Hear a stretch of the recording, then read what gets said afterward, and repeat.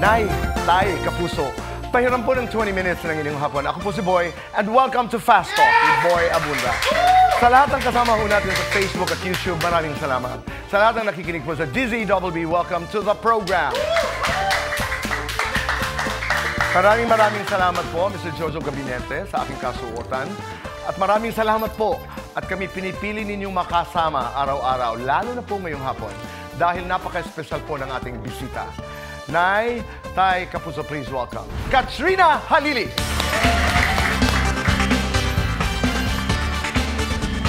Welcome to the program. Maraming salamat, Kat. Thank you po, Tito Boy. Napakaganda. Ako na may uupo rin. Kumusta? Mabuti po. Thank you po. At Congratulations. nakabalik po ako. I know. Oo, congratulations. Tahanan mo rin ito. Congratulations on Mommy Dearest. Salamat po. At thank you din pala sa mga nanood. Kanina. Yes. Oo. Pero bago yun, ano yung pakiramdam na ikaw ang inaapi ngayon ni Olive, ni Camille?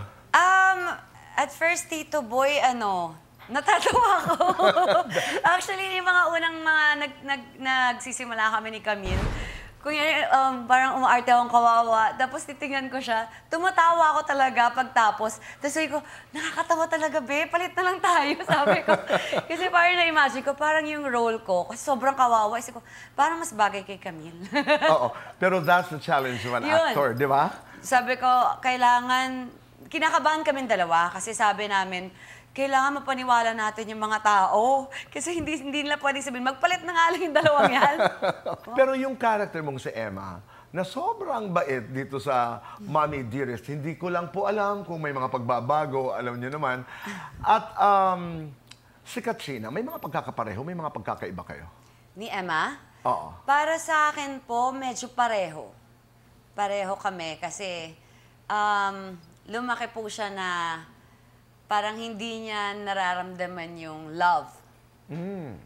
So yun, nangarap siya na magkaroon siya ng pamilya, na ibuhos niya yung pagmamahal niya sa anak niya, ganun, iparamdam niya, ganun. Pero mahal naman ako ng pamilya ko. I mean, yun lang yung na-feel ko as nung bata ako. Hindi ko lang, basta, mahal naman ako ng nanay ko. Oo, doon sana ako pupunta. Pero mamaya na natin pag-usapan yun. Inagaw ang iyong anak dito sa Mommy Dearest. Para naman masubukan, kasi gusto kong umarte, kasama ka.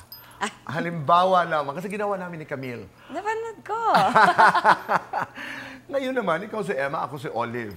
Halimbawa lamang ay pumunta ka sa akin dahil kinukuha mo ang iyong anak na si Baby Kayla or Kayla or Muki. Tama ba? Muki, oo. Paano mo gagawin yan at paano ko gagawin? Siyang Susan, dapat kasama ka dito. Oo. What is the name of Win-Win? Astrid. Astrid. Di ba kaibigan siya kaibigan Olive. ni Olive. Ikaw si Astrid, okay? Stand by. 5, 4, 3, 2, action! Kailangan po mabait. Mabait na mabait. Okay. Oo, mabait na mabait. Olive, nakikiusap ako sa'yo. Balik mo na sa akin yung ano ko. Astrid, sabihin mo naman sa kaibigan mo. Ang kulit-kulit ito. Olive. Emma, ilang beses ko bang sasabihin sa'yo na hindi mo anak yun, anak ko yun? Ano ba gusto mong gawin ko? Maglaba, maglilinis, pakinisin ko yung ulo mo. Wala. Hindi ka pwedeng, wala kang kinakailangan gawin.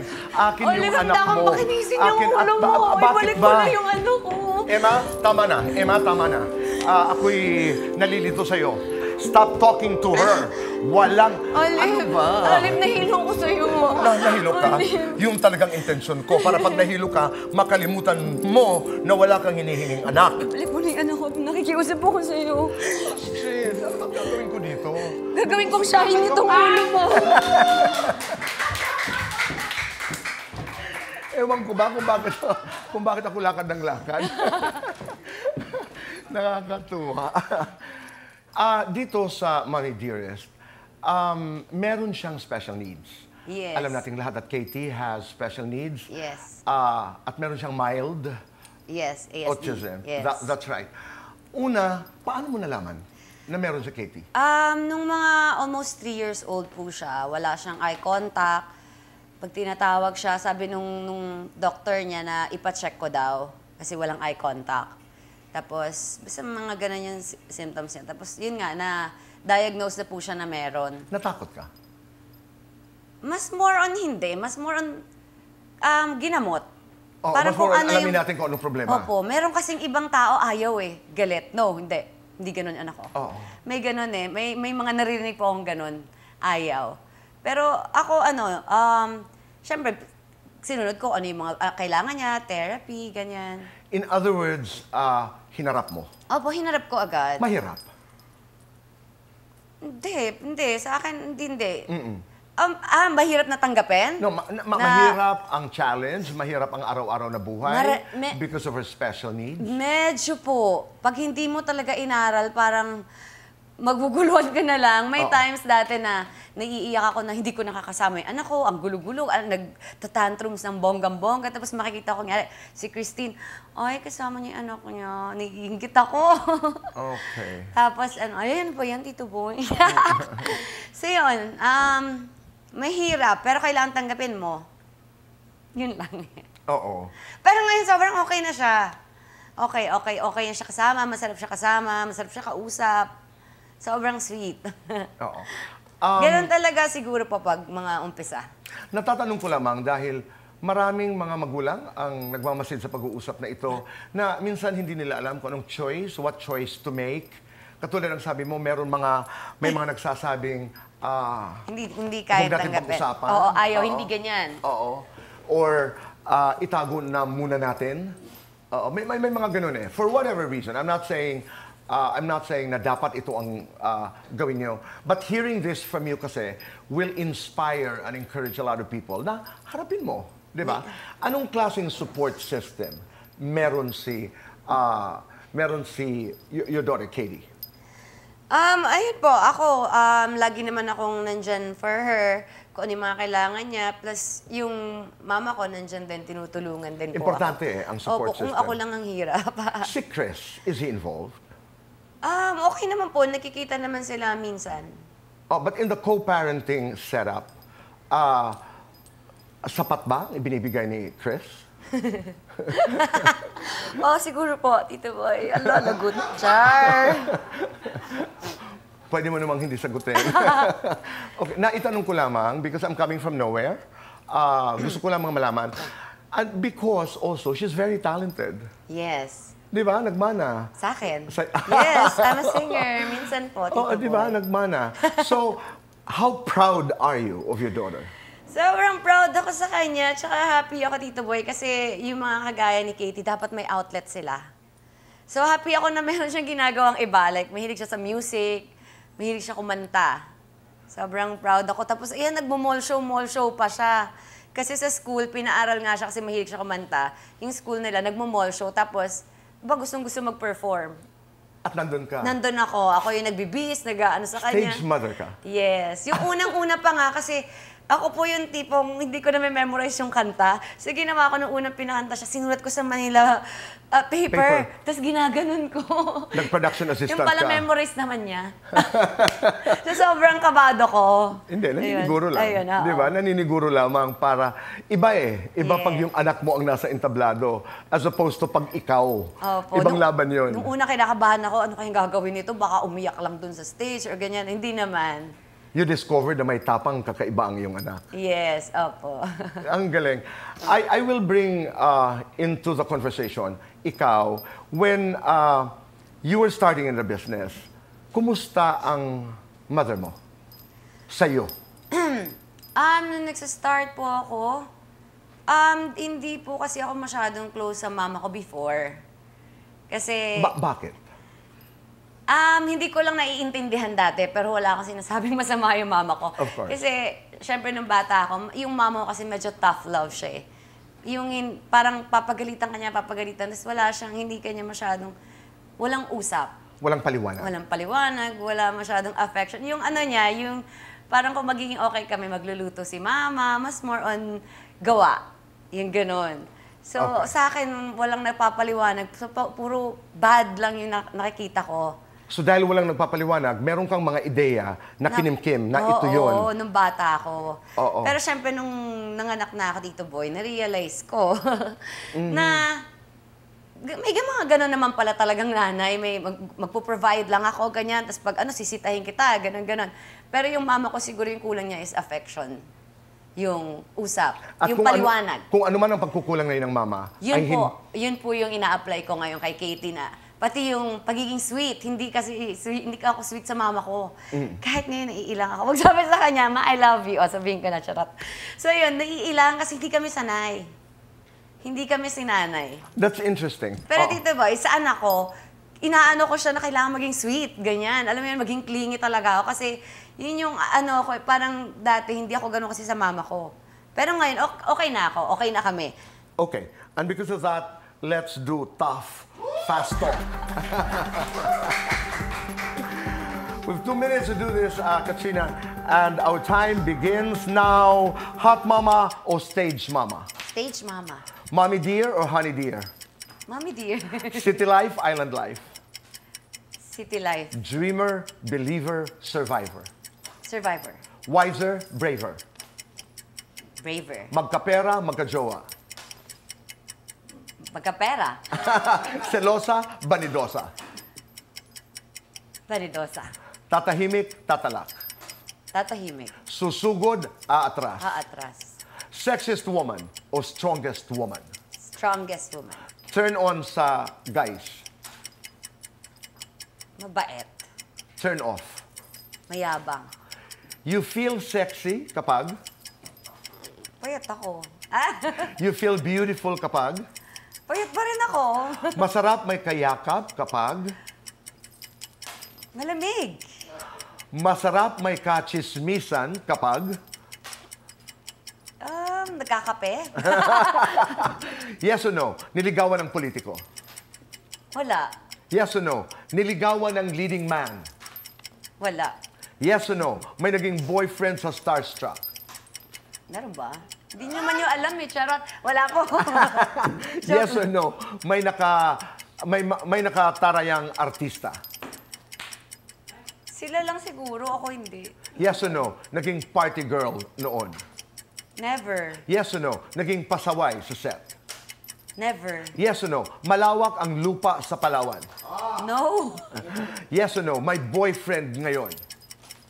Ha? Next. Lights on or lights off? Off.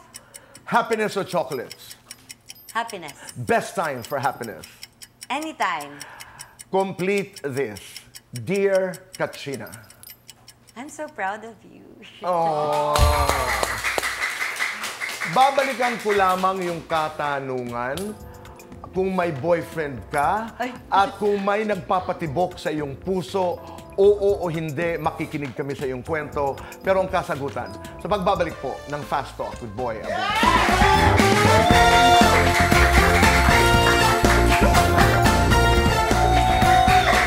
We're back in the show. Kasama pa rin po natin, Katrina Halili. Diretsa na. May nagpapatibok ba ng iyong puso? Ha? Tito Boy, lang, inspired lang ako. Wow, inspired lang. That's closer to a yes than a no. And karapatan mo yun. Pero ngayon, masaya ang puso mo. Masaya lang. Di ba? Maganda yon. Masaya ang iyong puso. And are you choosing to be quiet about it? Yes. Kahit patikim, wala kami makukuha. Kahit konti lamang. Ayun na nga, Tito Boy, masaya eh. Oo, sige. Huminto na tayo doon. Pero kung meron kang iiwan na leksyon na may kinalaman sa love sa iyong anak, kay Katie, ano yun? Naku, marami. Dami kong kaloko. Sige nga. Ano yung mga pumapasok sa Love iyong yourself muna. Yun yung una Pero ko alam mo, ituturo totoo sa yun. kanya. Oo. There was a time when you were not loving yourself. Oo. Oh, coming from your Kasi experience, nga diba? po, di ba, feeling ko ha, hindi ko lang ako sinabi, baka magalit pa ako. Feeling ko lang, hindi ako love. Pero love ako ng nanay ko by actions eh, hindi salita, di ba po? Oo. Feeling ko, so hinanap ko yung love sa labas. So ayokong ano yun sa anak, ayokong ganun maramdaman na anak ko na kailangan sa akin niya maramdaman yung love. Hindi niya hanapin ko kani-kanino. Okay. Ilabas natin muna si Ma'am. Pagdating sa men, lalaki, ano ang nais mong iturong leksyon sa iyong anak. Halimbawa, isang araw liligawan yan, isang araw may magkakagusto dyan, isang araw mai-in love yan.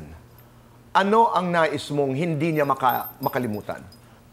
Aside from loving yourself. Sarili niya. Okay. Sarili lang, Tito Boy. Kasi pag mahal mo yung sarili mo, and nire-respeto mo yung sarili mo, okay naman yung pupuntahan mo, Tito Boy. Pero Kat, alam natin na napakahirap niyan. Pag bata ka, napakahirap niyan when you're in the middle of love.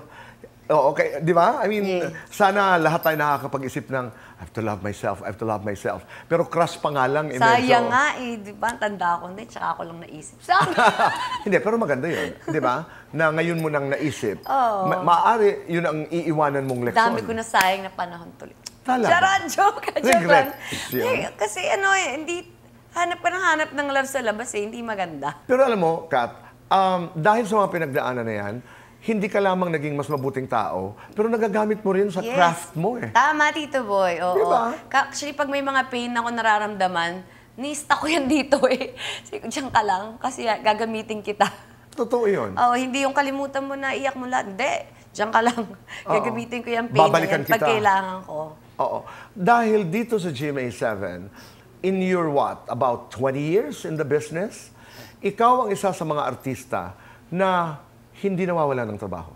Yes, Tito Boy. Thank you po, GMA, sa tiwala palagi. Paniniwala, di ba? I got this from people we work with. Kahit papano, hindi ka talaga nawawala ng trabaho. Thank you po. Oo. Salamat po sa GMA, syempre. Ipupush ko pa rin Always. ito. Ngayon, if I ask you, karera o pag-ibig? Karera. Bakit? Gusto ko po karera talaga. Ano pang mga pangarap mo bilang, ano pa yung mga pangarap mo, Katrina, pagdating... sige, both na nga, Tito Boy. Both na, sige. Okay? Ano yung mga pangarap mo bilang artista? Hindi, syempre, Tito Boy, syempre, as a single mom, kailangan mo mag-provide sa anak mo. 'Di ba? So, hindi tayo titigil.